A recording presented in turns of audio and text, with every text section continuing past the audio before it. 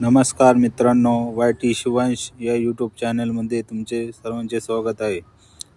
आज आपण घाटनदेवी माता इगतपुरी या ठिकाणी आलेलो आहे.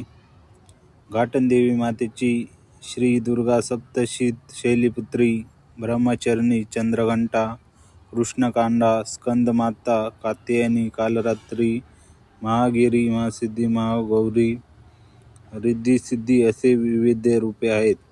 यात पहिले रूप म्हणजे शैलीपुत्री म्हणजेच घाटनदेवी माता होय.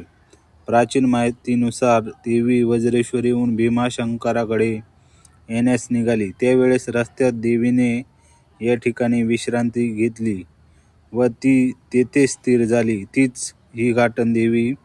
शैलराज तनया म्हणून या देवीची मोठी ओळख आहे.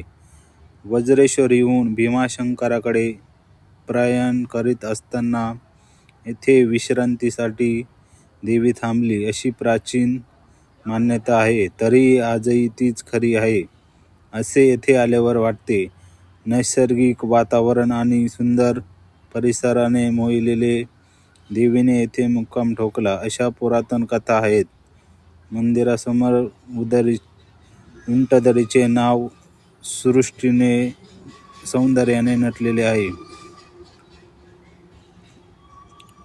घाटनदेवी मातेला जाताना अत्यंत नागमोडी वळण कसारा घाट आहे. इगतपुरी परिसरात प्रवेश करतानाच थळ घाटाच्या पायथ्याशी शिवकालीन काळापासून प्राचीन असे देवीचे मंदिर आहे. घाटात देवीचे स्थान असलेल्या घाटनदेवी असे म्हणून ते प्रसिद्ध झाले आहे.